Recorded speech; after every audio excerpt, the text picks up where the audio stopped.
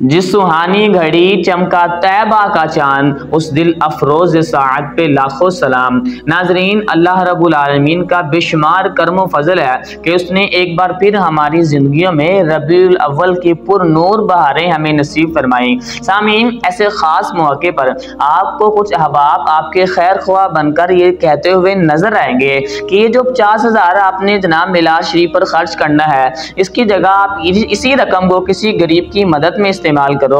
आप इसी रकम को जनाब किसी गरीब की बच्ची का निकाह करवा दो, वो सारी जिंदगी आपको दुआएं देगी। आप किसी हॉस्पिटल में दो ताकि वहाँ जो मरीज जनाब एडमिट हो चुके हैं उनकी अद्वियात का जनाब वो इस्तेमाल में ला सके।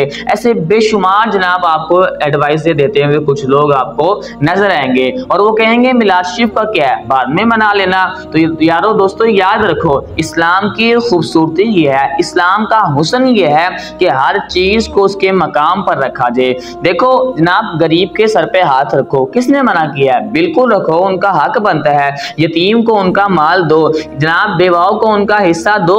हर चीज को जनाब उनके लिए जो आपके पास मौजूद है आप उन तक पहुंचाओ, किसने मना किया है? लेकिन याद रखो, आज इस दौर में हम मौजूद है, हर शख्स की जेब में जनाब 80,000 का मोबाइल है। ये जो शख्स आपको एक बातें करता नजर आएगा, उसकी अपनी जेब के अंदर भी जनाब तकरीबन 70-80,000 रुपए का जनाब मोबाइल मौजूद होगा।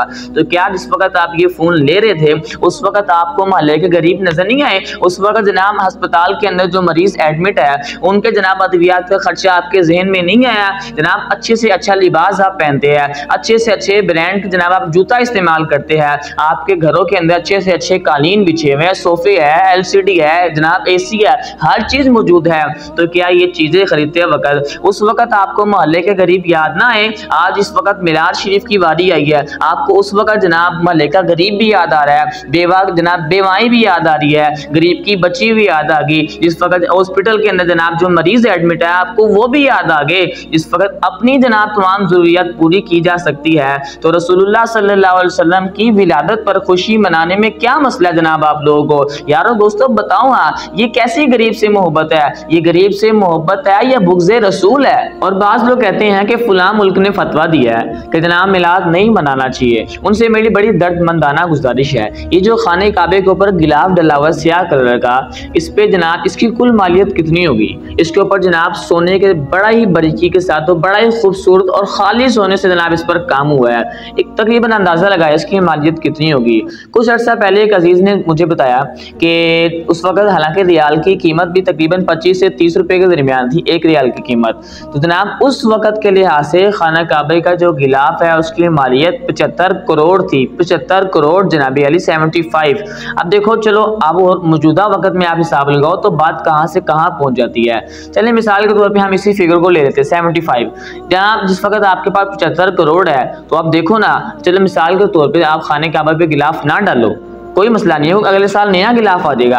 आप खाने काबे पे अगर गिलाफ ना डालो तो इसी 75 करोड़ से जनाब कितनी बेवाएं ऐसी है जनाब उनके घर मामूलात वगैरह ठीक हो सकते हैं। कितनी गरीब माएँ ऐसी बैठी हुई हैं जनाब जिनकी बच्चियां जवान है, जनाब अली उनके पास बच्चियों का अपनी निकाह करने के लिए अखराजात नहीं है, इतनी जनाब उनके पास वुसअत नहीं है जनाब उनकी जनाब बासानी घर भी जनाब उनके बच सकते हैं। कितने गरीब ऐसे बेघर है जिनको उनका अपना घर मिल सकता है। कितने मरीज जनाब हॉस्पिटल के अंदर ऐसे बैठे हुए जिनके पास अद्वियात के पैसे नहीं है। जनाब अली हर चीज जनाब इस 75 करोड़ से बिल्कुल ठीक हो सकती है। ये जो मिलाद मनाने से हमें रोकते हैं, अगर इनसे पूछा जाए ये जो बैतुल्लाह शरीफ के ऊपर आपने 75 करोड़ का जनाब गिलाफ डाला हुआ है, ये क्यों डाला हुआ है? तो वो कहते हैं जनाब ये इस बात को जाहिर करने के लिए, ये जो घर है ये कोई आम घर नहीं है, इसका बड़ा मकाम और मर्तबा है जनाब, ये बैतुल्लाह शरीफ है जनाब, किबला है जनाब। तो जनाब अली गुजारिश ये है, देखो अच्छी बात है 75 करोड़ के आप 1 अरब खरब जनाब जितने हो सके जनाब उस पर जनाब पैसों का इस्तेमाल करें। बैतुल्लाह शरीफ है जनाब, अल्लाह का घर है, हमें देखकर खुशी मिलती है। लेकिन बंदा नचीज की गुजारिश ये है, बैतुल्लाह शरीफ को जनाब किबला होने का ये मकाम कैसे हासिल हुआ, किसकी वजह से हासिल हुआ? जनाब इस बात की तरफ भी तो तवज्जो करो ना।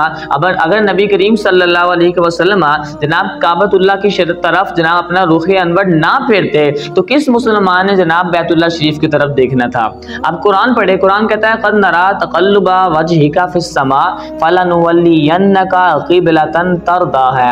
ए हबीब सल्लल्लाहु अलैहि वसल्लम, जहां आपकी मर्जी हो, जहां आप चाहते हो, अपना रुख अनवर मोड़ लो।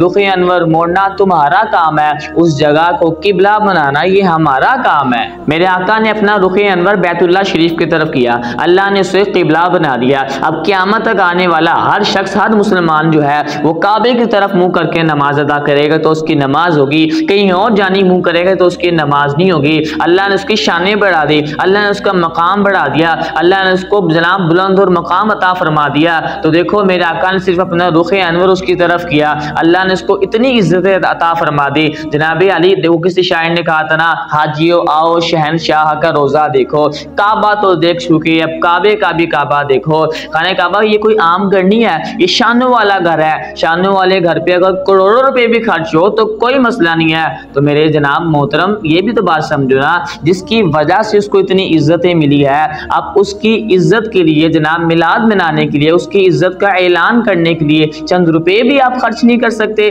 उस वक्त जनाब आपको गरीब की बच्ची भी याद आ जाती है, अस्पताल में बैठे हुए मरीज भी याद आ जाते हैं, हर चीज जनाब, हर मसला आपको उसी वक्त याद आता है।